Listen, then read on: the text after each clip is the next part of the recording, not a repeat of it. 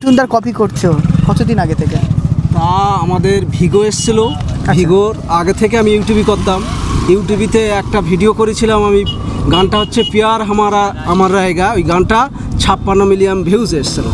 সেখান থেকে আমাকে সবাই জানে, সেখান থেকে আমি আস্তে আস্তে ভিডিও করা শুরু করি। তারপর ভিগো আসে, ভিগো থেকেও ভাইরাল হয়ে যাই, সেখান থেকে স্টার হয়ে গেলাম। আচ্ছা, মানে অজানা রাস্তায় থেকে যাচ্ছ, প্রথমে তখন মিঠুনের মতো সাজনি, তখন কেউ তোমাকে বলেছে যে প্রথমবার যে দাদা মিঠুনের মতো দেখতে? না, তখন বলিনি। যখন আমার ভিডিও দেখার পরে আমাকে মানুষ চেনে। অর্থাৎ তুমি দাঁড়িয়ে আছো, কেউ এসে তোমাকে বললো মিঠুনদা কেমন আছো, মানে অরিজিনাল ভেবেছে? হ্যাঁ, এরকম হয়েছে অনেক। একটু গল্পটা যদি বলো। আমি একদিন রাস্তা দিয়ে যাচ্ছি, হঠাৎ কিছু ছেলে মেয়ে দাঁড়িয়ে ছিল। হঠাৎ আমাকে দেখে আমি পাশ থেকে চলে যাই, তারপর বলো ওই যে মিঠুন না। আমি বলি আমি মিঠুন না, কিন্তু ওরা আসলো এসে যে আমরা সেলফি নেবো, আপনার ভিডিও আমরা দেখেছি, সেই মিঠুনেই আমরা ভাবতে পারিনি। আচ্ছা, মানে তুমি আর জীবনে কোনো সময় পিএমএস ছিল? অবশ্যই এসছে। প্রেমে সাকসেস পেয়েছো? প্রেমে সাকসেস পেয়েছো দাদা? অবশ্যই। প্রেম করে বিয়ে করেছো না? না না না। ও প্রেম করে গার্লফ্রেন্ড রেখেছিলে? এখনো আছে। মিঠুন কোনোদিন বয়স্ক হয় না, মিঠুন এখন ভোজপুরি গানে ডান্স করবে। পেয়েছো না? ভাইরালের আগে থেকে গার্লফ্রেন্ড ছিল? গার্লফ্রেন্ড ছিল আগে থেকে। আচ্ছা, আমার ভাবি নিশ্চয়ই খুব হ্যাপি মানুষ, কারণ তিনি কিন্তু মিঠুন চক্রবর্তীকে বিয়ে করেছে।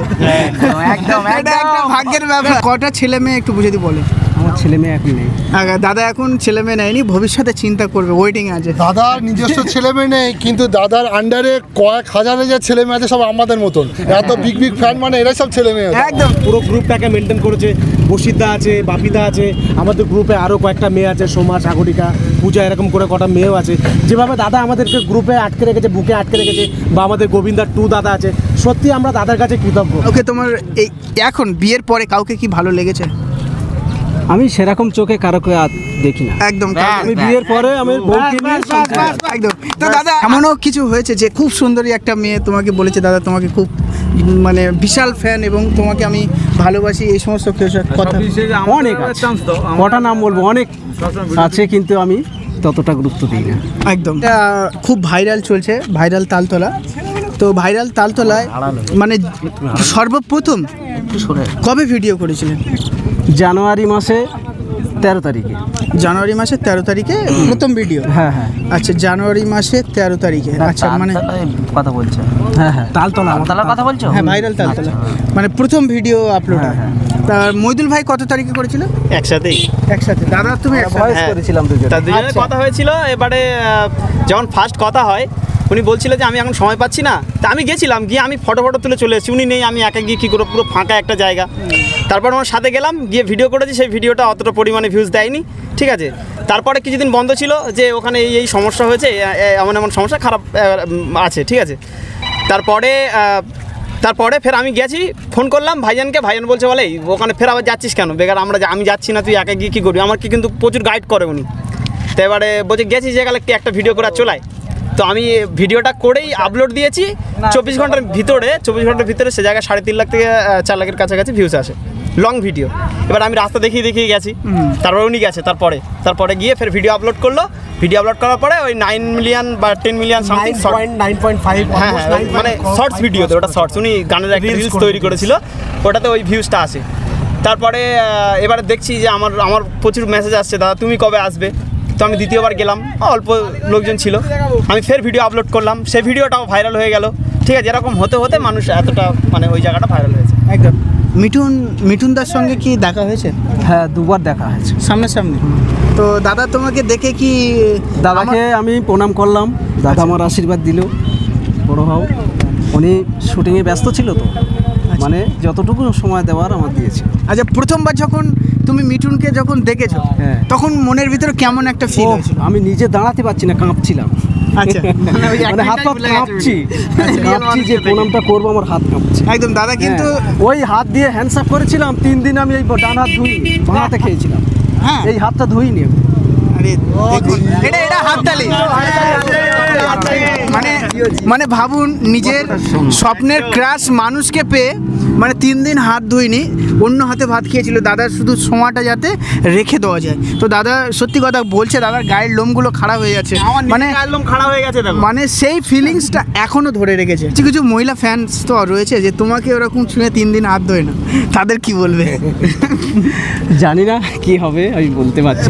এই যে গোবিন্দার ড্রেস, মানে নিজেকে কবে থেকে তুলে ধরলে গোবিন্দা হিসাবে? অ্যাকচুয়ালি আমি মিঠুন 4-এর নাম দিয়ে কিন্তু ভিডিও বানাচ্ছিলাম, মিঠুনের স্টাইলিশ।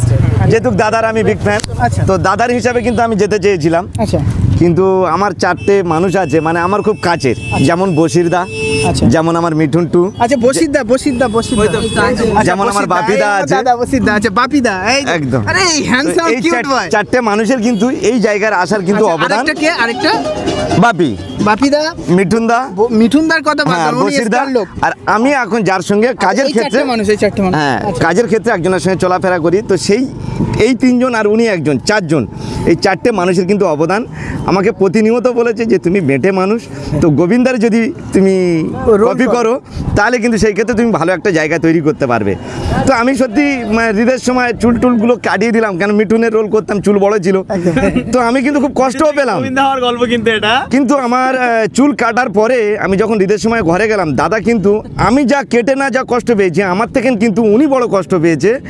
4বার ফোন করেছে একই দিনে যে কুতুব তুমি সব কিছু করো, সবই মেনে নিতে পারলাম, কিন্তু তুমি চুলটা কেন কেটে দিলে? পরে আছি এই টুপিটা কিন্তু আমি আমাদের এই আশপাশে বারাইপুর পর্যন্ত আমি খোঁজ নিয়েছি, টুপি পাইনি। আচ্ছা তো ঈদের একদিন আগে মনে হলো যে টুপি তো হাতে বানানো যাবে নিশ্চয়ই, আমার ঘরে মেশিন আছে।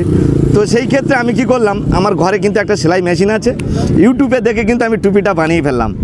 আর তার পরের দিনকেই কিন্তু এইখানে এসে, এই যে জায়গাটা আমরা দাঁড়িয়ে আছি, এই জায়গায় টার্নিং এসে কিন্তু আমি ভিডিওটা বানাই। তো সেই দিন থেকে অলরেডি কিন্তু আমি ফর ইউতে। তো সবই কিন্তু আমার এই 4টে মানুষ, আর যারা আমার প্রতিনিয়ত আমার সকল বন্ধুরা রয়েছে, তাদের ভালোবাসা আজকের এই জায়গায়। আচ্ছা, দাদার কাছে একটু গোবিন্দা স্টাইলে একটা সামথিং রিমোট দেখে। এখানে সামথিং রিমোট। ও হাততালি, লাভলি, ও লাভলি। কেমন দাদা, কেমন কেমন এই যে নিয়ে, ও লাভলি। তো দাদার মানে এগুলো করতে কিন্তু অনেকটা সময় লেগেছে। তো আমি মিঠুনদাকে একবার দেখে নেব, মিঠুনদার স্টাইলটা একবার, রিমোটগুলো দেখে নিন দাদা, একটু প্লিজ দেখাও। ও হাততালি কই, লাভলি, ও লাভলি। এই হচ্ছে, দেখো সত্যি কথা বলতে দাদার হাইট রিয়েলি তো সবাইকে বলবো এরকম ভালোবাসা দিও। আর আমাদের এটা হচ্ছে আমাদের মেম্বার, সকল ফ্যামিলি, এটা আমরা সাউথের কন্টেন্ট ক্রিয়েটার, এটা আমাদের ফ্যামিলি। আমরা আগামী দিন আরও ইমপ্রুভ করব, আরও এগিয়ে যাব, আমরা সবাইকে আলাদা একটা মাত্রায় নিয়ে যাব। তোমার বাড়িটা এক্স্যাক্টলি কোথায়? বেতবেড়িয়া থেকে বেলেগাছির মোড়টা আছে, আচ্ছা কাছাকাছি। রাজাপুর, বেতবেড়িয়া, বেলেগাছি। বেলেগাছি, বেতবেড়িয়া, বেলেগাছি। আর দাদা আপনার বাড়ি? আমার বাড়ি হচ্ছে পানিখালি বাজার। পানিখালি বাজার। কথা বলো। আমি একটাই কথা বলবো, সত্যিকারের ভাই আমাদের কলকাতা ফুটবল তো অনেক বড় ইউটিউবার, ওর হচ্ছে কি ভিডিও প্রচুর হচ্ছে কি মিলিয়ন আছে, আর ও খুব সুন্দর প্রত্যেকেরই পাশে থাকে। তো খুব ভালো লাগলো আজকেরও আমাদের সবার এক জায়গা করার মেন উদ্দেশ্য হচ্ছে কি আমাদের নামটা বলো। আচ্ছা যাই হোক ভাই, তো ও আমাদের সবাইকে ডাক করালো এবং এখানে একটা ভালো একটা অনুষ্ঠানের একটা চিন্তাভাবনা মাথায় নিয়েছে, যেটা সবাই নিতে পারে না। তো এটা আমি খুব খুশি, এবং আমরা মিঠুনদা 2 গ্রুপ হিসেবে আমাদের অনেকেই চেনো, অথচ আমরা আলাদা ভিডিও করলেও আবার অনেক সময় একসাথে করি। তো সেই জায়গা থেকে খুব ভালো লাগছে এসে। আর মইদুল ভাই তো আছে আমাদের, গোবিন্দাদা, ওর মনটা আমাদের সবারই প্রচণ্ড বড়। অ্যাকচুয়ালি আমরা কতটুকু বলেছি তার থেকে বেশি আমাদের তুলে ধরলো, এর জন্য আমি খুব খুশি। আমার একটা প্রশ্ন করার আছে, আমার ভাইকে বলবো সবাই ও যাতে আরো বড় হোক, আর আমাদের পাশে আছো তোমরা, আর ওর আরো বড় করার জন্য আমরা সবসময় চেষ্টা করবো সবাই মিলে ওর সাপোর্ট করার। আমাদের মইদুল ভাই তো আছে, অবশ্যই। আমরা সবাই আছি ওর পাশে, এটুকুই বলতে পারি।